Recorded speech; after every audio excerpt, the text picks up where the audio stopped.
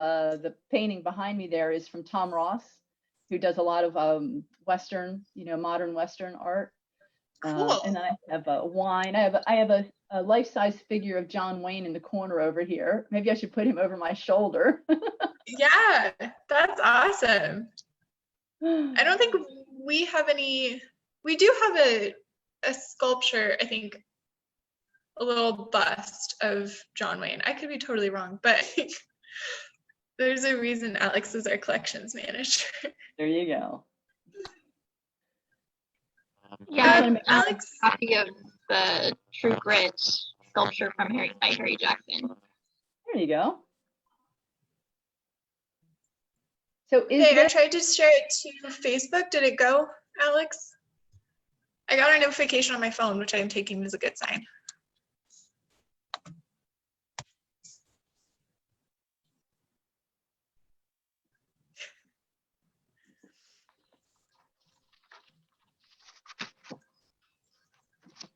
I don't want to get out and the screen share to check, but it says live on the top. So.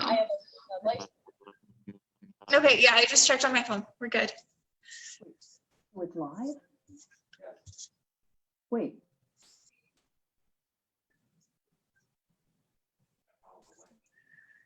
We're actually live right now?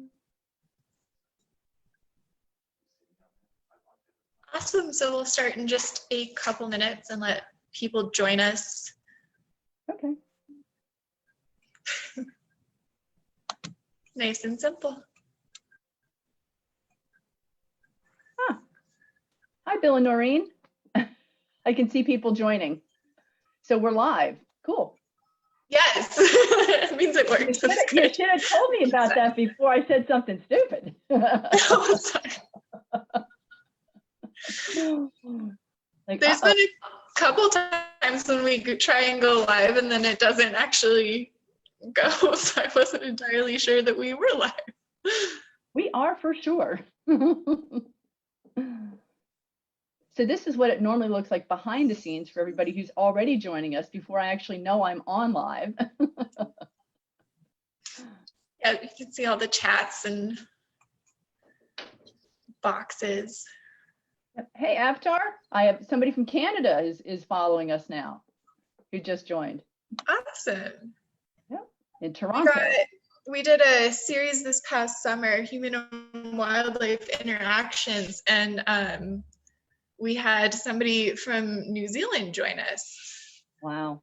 Which was awesome. Mm-hmm.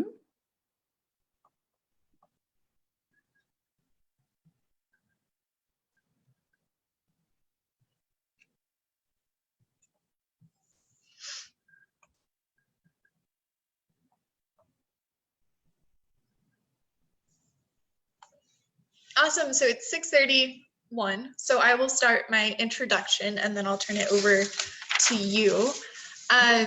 Welcome everyone to the first program of the Meeteetse Museums this year. You'll see on this opening PowerPoint that Alex is sharing that there's a cocktail you can make to join Sherry if you would like to. This presentation is going to be all about saloons in the West. And before we get to the good stuff, I just want to make a couple of announcements. We now have a new website, so if you haven't visited our website recently, go check it out. We have a cool place to put blog posts, and so there's some additional history that wasn't there before. Our calendar is now all up to date, which is wonderful. So you'll be able to see our events as we schedule them and post them. And then we also have the second season of our museum podcast, Meeteetse Stories, up. That launched today, and we're still having some technical difficulties with that last episode, but be sure to check it out wherever you listen to your podcasts. So tonight we're joined by Sherry Monahan. I forgot to ask how to say your last name. Monahan. Monahan, okay. Sherry is a culinary historian who enjoys researching the genealogy of food and spirits and She's expanding her culinary repertoire to include places and foods from all over America and beyond. She holds memberships in the James Beard Foundation, the Authors Guild, Single Action Shooting Society, and the Wild West History Association. And she's the past president of the Western Writers of America and a professional genealogist and an honorary Dodge City Marshal and a member of the Most Intrepid Western Author Posse. You can purchase her book, The Golden Elixir of the West, through Legends Bookstore, and we'll have a link in the chat box for that. And then it'll be in the comments on Facebook if you're watching there. She also has a new book out on Amazon, and so there will be links to that as well. If you have any questions throughout the presentation, we'll ask those to Sherry at the end. So you can either ask those in the chat box, or there's at the bottom of your screen, if you scroll your mouse across the bottom, there's a Q&A box, and you can submit your questions there as well. So with that, I'll turn it over to Sherry.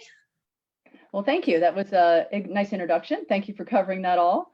And thank you for having me. I have to say, this is the first time I have done a Zoom presentation. And I'm nervous. This is silly, right? I'm sitting in my own house, I'm behind a computer screen, and yet I'm nervous. So this is odd for me. First time for everything, I suppose. So I did take some little bit of index cards and made notes, because normally when I give a presentation, I'm at a podium and I can sneak those cards there and nobody can ever see that I have them. So you're going to see me look down. So that's what I'm doing. I'm following my notes that I made. So you threw out that I'm going to be talking about saloons, but I also want to talk about just whiskey in general in the American West.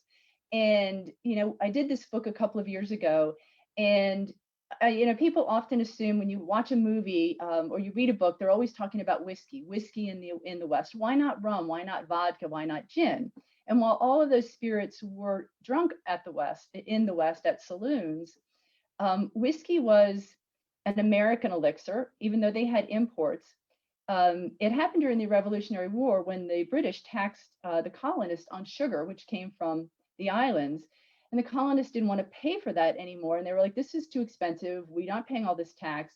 Hey, wait a minute, look on our farms and fields, and we have rye, and we have corn, and we have wheat. So they decided to make their own product, which required very little, if any, sugar at all when they were making it. So it sort of became a necessity and then turned into an American elixir.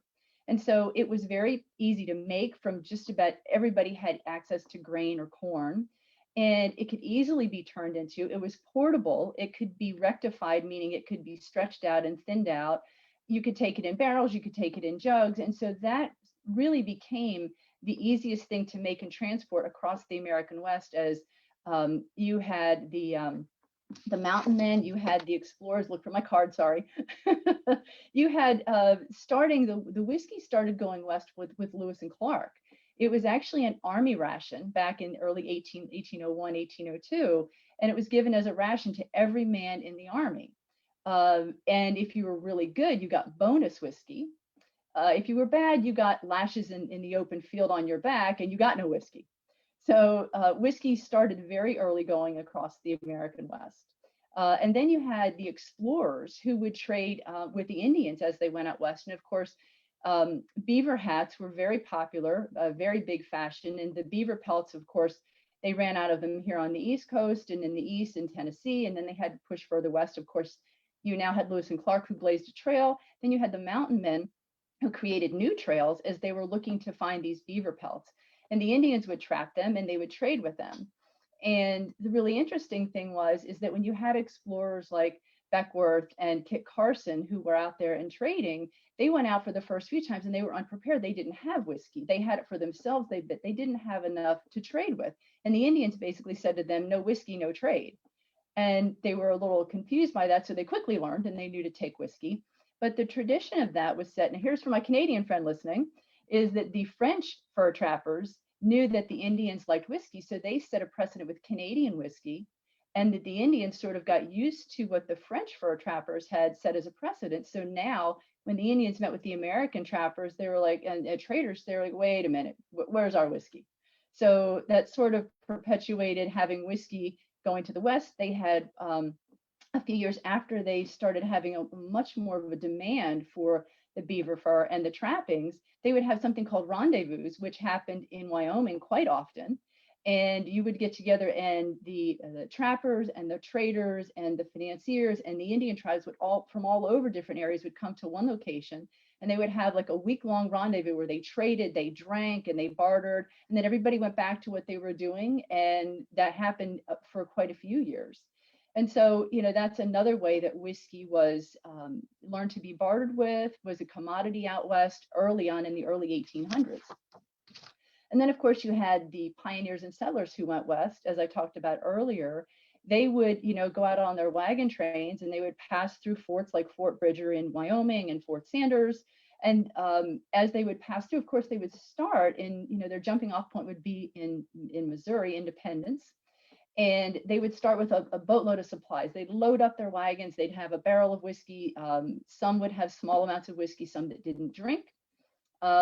They would have a small amount. Often they would have a barrel, and you would have a whole wagon train, and they would share. It was a lot for medicinal purposes, or a way to celebrate the end of the day with song and dance and whiskey.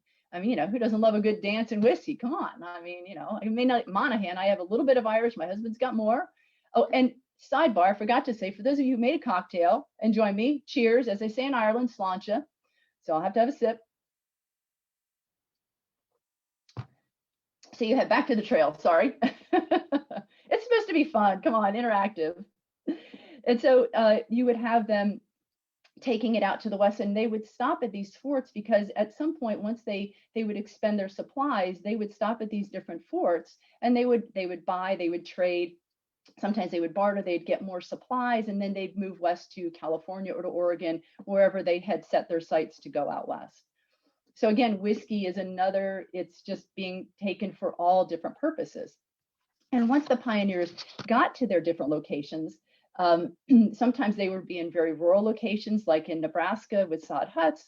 They would end up in places where they had bigger congregations and bigger cities that you would find. You would have places in New Mexico, you would have Denver, Colorado, Tombstone, Arizona, Virginia City. And so people would go out west, they would find these different locations. And of course, the very first business to open was a saloon. It was often in a tent, because if you were going for mining or for cattle, you would immediately set up a tent. It was portable, because so many businesses would come and go, or industries would come and go, and you had to be, okay, this town played out, a year later, we need to pack up our tent and go to the next place. If you were lucky, you would actually convert your tent to a regular building, and you would stay there forever, but rarely happened in too many places. You would also have a lot of different drink options in saloons. I know when you see a movie, people say, oh, well, they show them, I want a shot of whiskey. There were so many different drinks that were available to people in saloons. And as I said earlier, whiskey was the predominant drink, but you also had vodka, and there were bartender manuals, which is where this cocktail came from, was Harry Johnson's bartender book. And these bartender books were very popular, because they would explain to these mixologists, or chemists, they called them different names. We call them bartenders today. It was more popular to call them a mixologist back in the day. And they would stock their bar. I mean, it was full of decanters and glassware and whiskeys and elixirs and syrups and tonics to make a variety of cocktails. So there was so much more to the cocktail scene back then than people really understand or imagine. There was also something called rot gut, and that is true. You hear it in the movies, and it really was true. Sometimes it was called, there was snake oil venom. There was so many different names for this stuff. And basically what it was a case of supply and demand. And rot gut was basically moonshine, some burnt sugar, and plug tobacco juice. And it was made to look, have a bite, and a little bit of taste of whiskey. And so when a bartender, mixologist, saloon owner could not get whiskey for whatever reason, delay of shipment, weather, couldn't have the money, they would make their own. They would sit it in a barrel for a couple of days, and they would have all these pretty decanters. And so you would have decanters full, and it would be, oh, I want a shot of whiskey. Well, it really wasn't whiskey, but it looked like it was whiskey. It sort of had a taste of really bad whiskey. And so you do see in a movie sometimes, I don't want any of that stuff. I want the good stuff you have underneath. And, the occasional bottle, they would have it for a really good customer. So that's where you get the term rot gut. Now, that was a person who made a decent bottle of rot gut. there were other people who were really unscrupulous, and they actually used kerosene. And so, people were really sickened by it. They had a lot of health issues, but it was all for a dollar and to make a profit. And so that's where the term, a lot of the other really bad terms came from, because people were getting such really horrible things. And then you started to, in the 1880s, and then in the 1900s, you started to have the Adulteration Act, where you weren't allowed to adulterate whiskeys. It had to be bottled and bonded so that you could prove that it was real whiskey and it wasn't rot gut. So regulation came along, and it started to make whiskey a little bit more safer. And that's where you had the government regulations start to come in too, and they started to earn a profit from the whiskey and from the other spirits. The other thing, oops, hold on, I flipped my card the wrong way. The next places that you would see would be cow towns and the cattle trails. And it's really interesting because you have two really complete opposites. When the cowboys were out on the cattle trails going from Texas up to Kansas, and that was the predominant cattle trails. There were many that went, west to West Coast and up and down up that route, in the Chisholm Trail, and you had so many others. The cowboys, when they would start, it was usually about a 3 or 4 month trek, depending on how many cattle you had, what the conditions were, how often you had to stop for different reasons, for stampedes. The cowboys were not allowed to drink whiskey on the trail. It was forbidden. They did not. The ranch hands were not allowed to drink. The drover bosses were like, we don't want our cowboys drunk. We don't want them gored by a cow or a bull. We need them straight and narrow. And so the only person who was allowed to have whiskey was the cookie, or the chuck wagon cook, and that was for medicinal purposes only. And if you got caught stealing that, you were in big trouble. I think you pretty much got kicked off the trail, and that was not a good place to be. So, but here's the kicker, is that at the end of the trail, they were given their entire pay for the 3 months. And so when you got into cow towns like Abilene and Dodge City and Wichita, these cowboys, first they needed a bath. They wanted a hot meal. They didn't want to have steak and beans and coffee anymore, which was the standard fare, although they did eat some other things.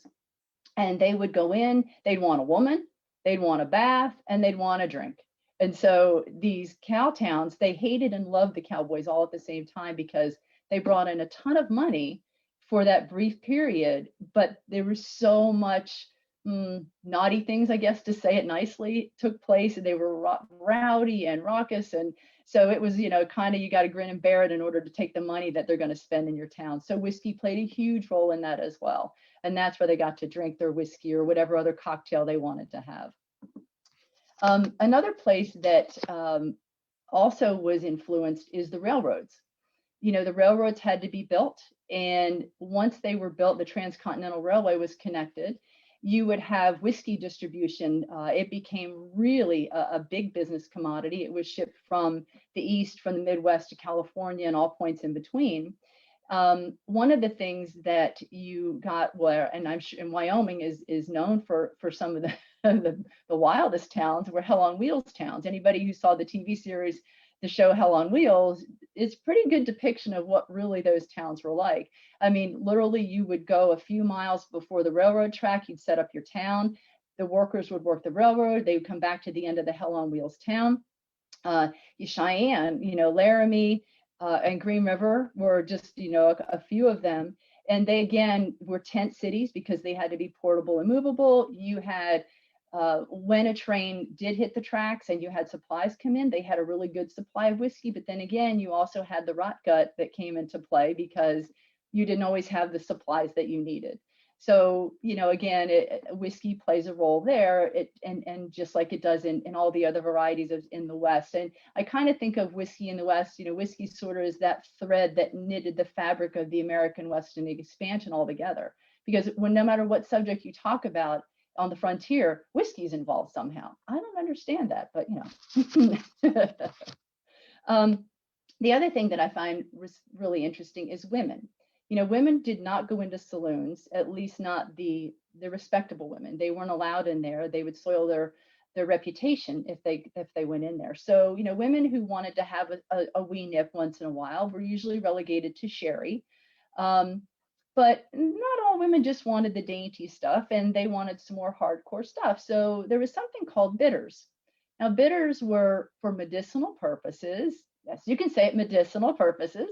And it was basically whiskey with some herbs in it. And so women would go to the pharmacy or the dry goods store and say, oh, I've got, dyspepsia, or I've got the vapors, or, my stomach is upset, or I have female issues. And, they would go get their bottle of bitters, and they'd enjoy their bitters. And, the husband would come home from work and the wife was looped. And it's like, Sherry did this to you? And it's like, not really.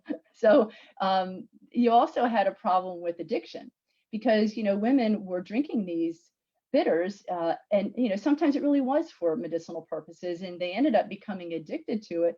The same thing with laudanum, which was alcohol based, and then you had all these other things that were also addictive. So women suffered a lot of addiction. Men were out in the saloons and they were alcoholic problems, but then you had this sneaky way of women having an addiction to alcohol without even really understanding why they did.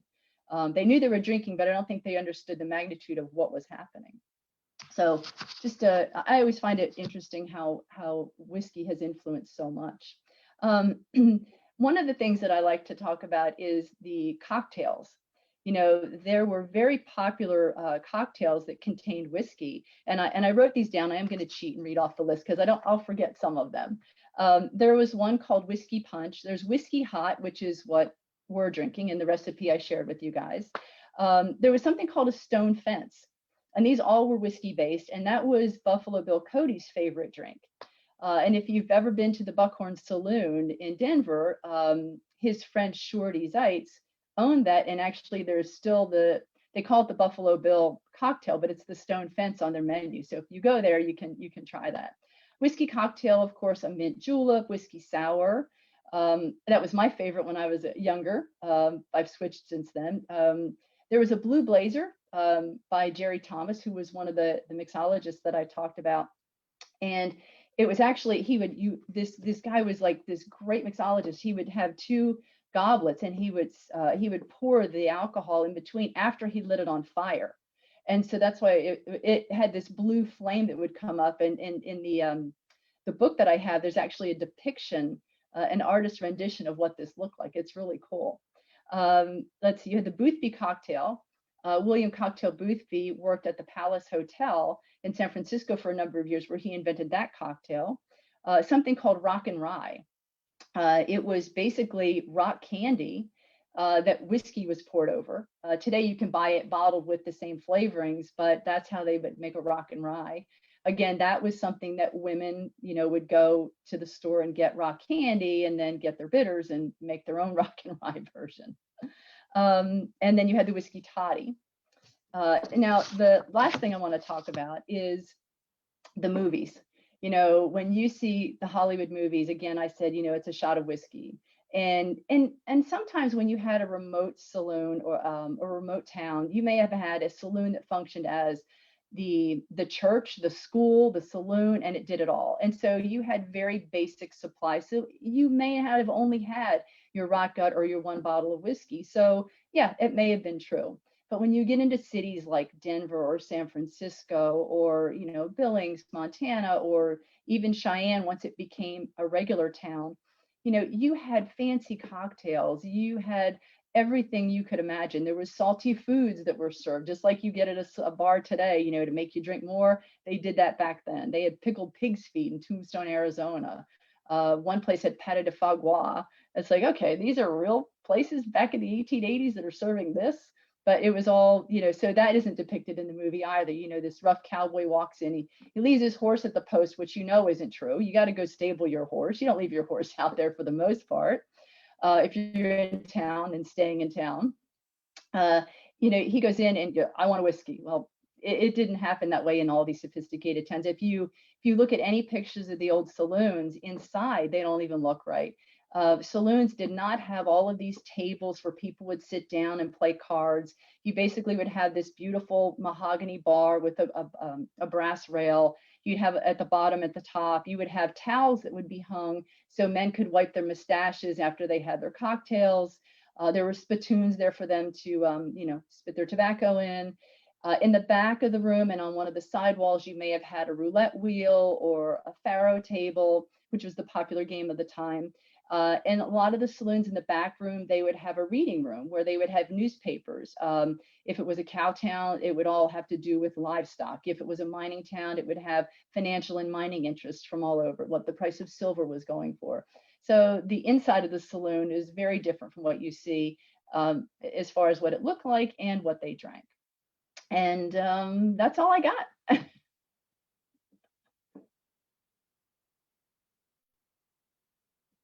I think you froze. All right. There we go. Let me see if we have any questions.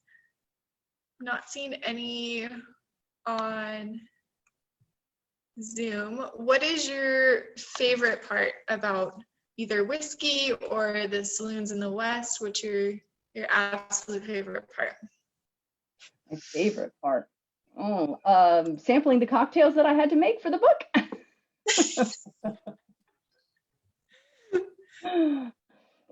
I don't know. I just thought it was, as with most of my research on all of my books that I write about, I think we had this preconceived notion of what Hollywood tells us the West look like.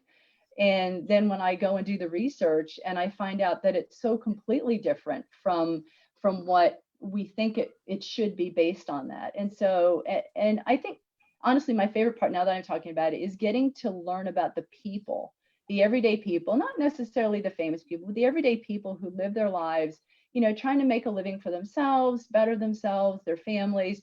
And so it's always fascinating for me to learn about those people and look at what they went through and what they created, and how some of them were so positive when life really wasn't all that great for them, how good they were to one another a lot of the times too. What was the first whiskey drink you mentioned? I'm not sure. I don't think it's the hot whiskey because we have that one in the chat. Hold on one second. I have it written down. The Rock and Rye, or the Whiskey Toddy, or the Boothby cocktail. Those are the last three. They said the first one. Oh, the first one. I'm sorry. Whiskey Punch. Whiskey Punch. Do you have a place where that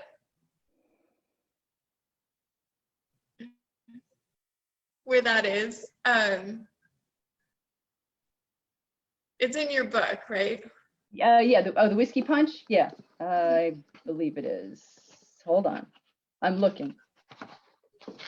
Yeah, Whiskey Punch. I'll tell you the recipe. It is a juice of 1 lemon, 4 ounces of whiskey, 2 teaspoons of sugar, 2 dashes of brandy. And you basically shake all that together, strain into a glass or goblet that has been filled with crushed ice and garnished with fruit of your favorites, or your favorite fruits. That was dyslexic. Too much whiskey. And I will tell you that in my book, I'm just reading this, that recipe was served at Fort Bridger by Trapper James Beckworth, who served it to the Cheyenne chief, the Elk That Calls, and his wife. He quotes, "Whiskey punch well flavored with spices." So that was when he was one of the mountain men. Cool. How did the different churches feel about whiskey and saloons? Well, the women hated them. It's funny because when people first went, when men would always go out west most of the time without their wives. They would see, okay, is this mining town going to play out, or is this cattle town worth it, or is this worth the land we're going to be on? And once they decided that, they would send for their families. And the West was pretty much wide open with the men and the handful of prostitutes that were there, because of course they came right after the saloons did, because it's supply and demand again in a different way. And so once the women started coming out, you started to see churches and you started to see schools, and that's when the civilization of the West took place. And a lot of women, unfortunately, which is what drove the temperance movement and eventually prohibition, is that a lot of men, when they got done work, they worked hard, they went to the saloon. It was really the only form of entertainment. And a lot of the men did have a drinking problem, and their wives suffered.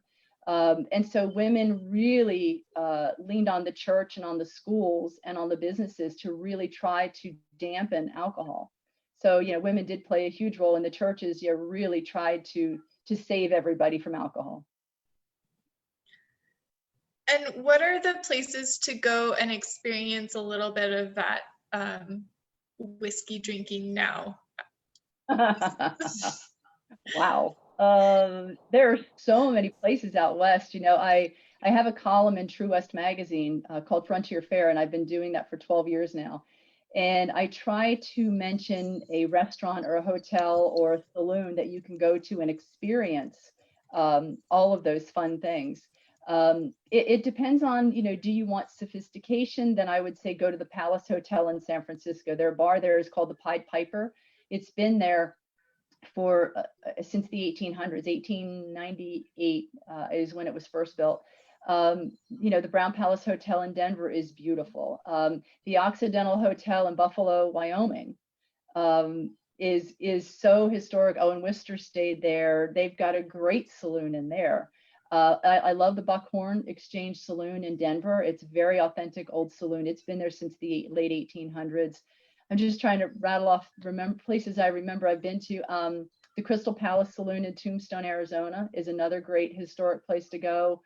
I'm just trying to think of all the places I've been to. There's so many. Although I haven't traveled in a year, it's driving me crazy, thanks to COVID. So those are some of the places that I can remember off the top of my head. Awesome. Let me make sure I'm asking these in order. What was the popular whiskey recipe in the West? Was it similar to bourbon in the East? You mean the type of whiskey or the recipe itself? I'm gonna guess the recipe itself. I would say that a whiskey toddy was very popular. Toddies were very popular, but then I'm trying to remember. Whiskey punch was one of the most popular drinks. I do know that. That when I was and doing then my when did go ahead. No, you're good. And when did the pool tables become a thing? Pool tables were they actually had their own billiard hall business. So a lot of times you would have just, you'd have a saloon. There were different levels of saloons, and let me say different levels of drinking establishments. You would have wine houses where basically they served wine. You could have a saloon that had a variety of whiskeys with pool tables. Then you could also have billiard halls where you would offer like several pool tables and they had alcohol. The majority of saloons did not have a pool table, not at least in the mid to towards late 1800s. I would say that, like, I think maybe towards the turn of the century, you started to have more of a multi-purpose community center, if you will, in a saloon, where you started to see some tables and chairs for food starting to show up, and that the saloon of the 19th century changed to the saloon of the 20th century. And then what is the difference in terms of, did they serve the same drinks between a saloon and a billiard hall, or could you kind of expect one thing at one place and a different? It was pretty much the same. The thing to think about, and I write a lot about the food in the American West too, and this is very typical and similar to alcohol, is that people out West did not want to be considered unsophisticated. People that came from Europe or from the East, they had established their histories and their businesses and their homes and their clothing and their lifestyle to be very sophisticated. Even, for the most part, you still had, poverty, but regular intermediate to high level society had established the norm, I guess you would say. And so when people went west, I always say, just because they went west of the Mississippi doesn't mean that they left their Victorian upbringing and values at the Mississippi River. They were the same people, they just were out west. And so a lot of times reports would come back from the West to the East, and people say, oh, they're living like, they're living out in the desert, and they're living in huts, and they're living in tents. And so the stigma of wanting to make sure that they were not as sophisticated or more. There was a lot more money in a lot of towns out west than there were in eastern towns. And so they made sure to basically keep up with the Joneses. So if the top 10 drinks in a saloon were a whiskey punch, a Tom and Jerry, a mint julep, and eggnog, it was going to be the same out west as it was back east. The same with the food. You know, I always say food was a Victorian French food, French flair. And so just because you're in Tombstone, Arizona, doesn't mean you're not going to have what they're having in Delmonico's in New York. And were the men really asking for mixed drinks or cocktails at saloons, or were they asking for just a straight drink? Again, it depends on where you were. I know that a lot of men, again, to the sophistication level, wouldn't just drink a shot of whiskey because, you know, anybody could have a whiskey. You know, men that knew what the cocktails were, it showed a level of sophistication. Even the cowboys, you know, they didn't want just a shot of whiskey. They wanted a cocktail. That's what they were there for. Again, though, you can't, you know, give one answer for everything. You know, it varied, but the norm was not to just have a shot of whiskey in most towns. And then where did the term shot come from in relation to whiskey? That is a very good question. And I wrote this book with the former owner of High West Whiskey in Park City, Utah. She wrote the chapter on whiskey today, and she wanted to talk about the history of the shot, you know, the shot glass and a shot of this. And I am an extensive researcher, and she had given me these, well, I read this story and I read that story. You know, I read that if you put a bartender would accept a bullet, a shot in the glass. And so that's where the word shot and shot glass came from.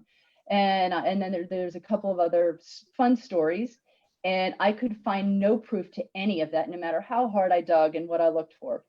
What I did find was in 1933 in an Indiana newspaper, I found a lawsuit story between a bartender and a store manager where they were fighting over this drink, the saloon guy coming out with a tray full of glasses of whiskey. And it was because he was sampling it. He wanted you to come into the saloon. This is the new whiskey we have. So in that case, you would have had a shot, but it wasn't called a shot. But at that point in 1933 in Indiana, the attorney for the plaintiff and the defendant and the judge had a big old conversation about what is a shot? What is a shot glass? Define what fits what alcohol level is in a shot glass. So for me, the fact that that word had not been referenced anywhere up until 1933 in Indiana, unless, and I've said this before, and if someone can prove me wrong and show me proof from firsthand documentation, the word shot glass was used, I will say I was wrong and I will edit my stuff and I will go forward with that story. But until then, I have to go with my research and what I know, and that is that not until 1933 was the term shot glass used. I bet you didn't think that answer. So everyone should go and dig through some old newspapers and old family letters, and there you go. We'll get to the bottom of this. Please, I would love to see that. And what was the alcohol of choice as a painkiller for procedures such as amputations? I would say that if you were out on a trail or, you know, in a hospital, army hospital, that kind of a situation, whatever you had on hand, which was probably whiskey. If you were in a hospital setting, even if you're having a tooth pulled, you would probably have been given laudanum or morphine instead of alcohol, because alcohol was only as a backup in emergency to help just sort of take away your care about the pain, whereas the laudanum and the opium or the morphine literally did take away your pain. So not as much as the movies make it seem. Did whiskey production go up during the Civil War? You know, I did not research that, so I couldn't honestly answer that question. That's my honest answer. I can't imagine that it didn't, especially since it was an army ration. So I would have to say that it probably did, but I can't say with 100% certainty yes. And where did the army get the whiskey? Where did they source it from? They would source it from different distilleries. There were a lot of distilleries in St. Louis because you had the river there and the river boats. And so they could distribute that all over the West. In the Civil War, the West really wasn't that developed yet. So there were a lot of whiskey distillers in Chicago and New York. Kentucky, you had the distilleries in Kentucky. So in the South, they would have distributed to the Southern, to the rebels. Up north, it probably would have come from Chicago or New York. And what is the difference between whiskey and bourbon? Bourbon can only be called bourbon if it is aged in new American oak barrels. I believe it has to age for 3 years. I should have looked that up. I believe it's 3 years it has to age. I'm sure my husband's listening on the other end going, that's not right. Or thumbs up maybe. And there's one other criteria. Oh, it has to be at least 51% corn. Whiskey can be any of those. You don't have to have you can have your corn mixed with rye or with wheat. It doesn't have to be straight, at least 51% corn. Awesome. I don't see any other questions. So if anyone has any last minute questions, be sure to stick those in the chat box now. But Sherry, thank you so much for joining us. Everybody who attended this webinar is going to be filtered to a survey. Please take those to help us when we're designing programming, and we have a whole year ahead of us to plan for. So, and one more question: what is the equivalent of a single malt in whiskey? I don't know. I shouldn't say I don't know. I don't remember. So I don't know who asked that question, but I'm sorry. I don't have the answer. I believe it was your Canadian friend. Huh? I believe it was your Canadian friend asking that question. Listen, Avatar. He probably knows better than I do. He's quite the whiskey aficionado himself. Testing your knowledge and putting you on the spot. That's how those Canadians roll. They did that to the Indians, see?